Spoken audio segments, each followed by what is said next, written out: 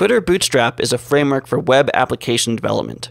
Just like theme frameworks make theme development easier and faster, Bootstrap makes developing websites and web apps easier by providing a set of CSS rules and JavaScript libraries that are easy to use and highly extensible.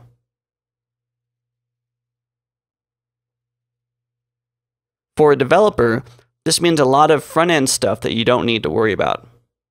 As a WordPress theme developer, it means that your front end is essentially built. You just need to worry about developing the template files and any new functionality of your theme. Even if you aren't building a theme framework like I was with Museum Core, using Bootstrap as your foundation means a head start on building the theme design with built-in support for mobile and smaller screen devices. The reason why a lot of people use Bootstrap is because it's responsive. Bootstrap 3 takes a mobile-first approach to responsive web design. Mobile-first means that the design is built to look good on smaller screens first and then adapted from there to work on larger screens. In the past, developers used CSS media queries at specific viewports to alter the CSS as the screen size got smaller. This adds unnecessary overhead to mobile devices, which are really the devices that need the most help, since they need to load all that stuff before they get to their own CSS rules for smaller screens. Bootstrap and mobile-first design does the opposite. It develops for small screens and adjusts up to larger screens. In the CSS files, it works the opposite too.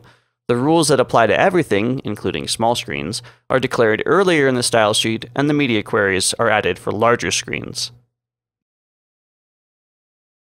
While there are no specific requirements that say a WordPress theme needs to be responsive, the industry is moving so fast to responsive designs that your theme will limit its potential audience if you do not develop a responsive design.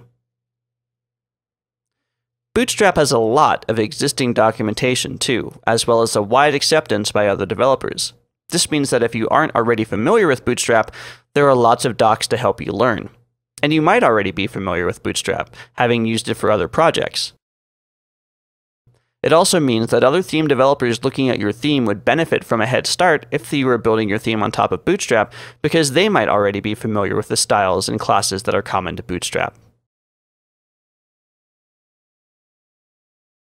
Bootstrap 3 introduced the concept of skins.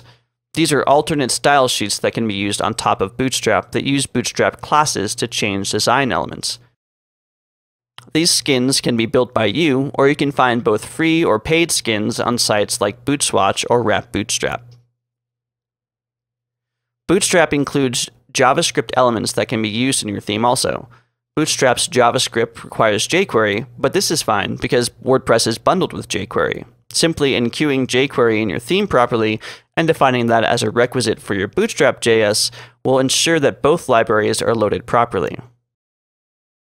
There are lots of plugins built into the Bootstrap JS file, including transitions, modals, dropdowns, tooltips, popovers, carousels, and more.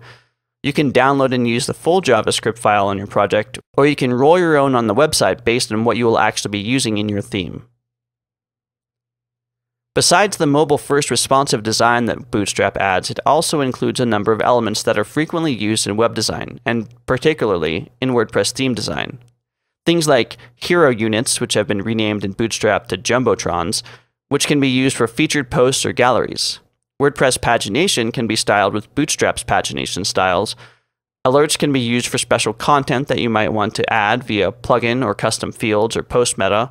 Navigation and breadcrumbs can also find an easy home on a WordPress theme, and buttons and input styling can be used for contact forms or the built-in WordPress search form.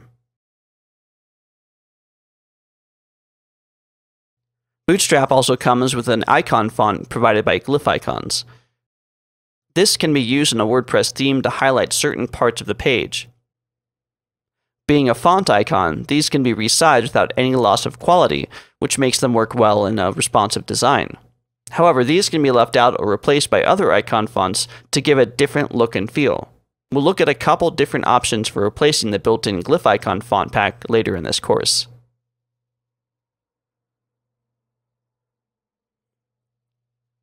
I use Bootstrap because it's a flexible system that I'm familiar with. I know that with very little effort, I can build a site on Bootstrap and it will be fully responsive. I know that my forms will look nice out of the box, And I know that there will be familiar CSS classes I can use within my design that I can use for different things I might want to do. There are other frameworks out there, and I don't necessarily think that Bootstrap is the best, but it's one that I know, and in the end, I don't really think it matters which one is best as long as you are familiar enough with it that you aren't spending a lot of time digging through documentation. I've been using it long enough that even though it's changed with Bootstrap 3, there are enough things that are the same or similar that it's not like learning a new language. And if you aren't familiar with Bootstrap already, I tend to think that it's fairly easy to learn, possibly more so than some other frameworks with similar features.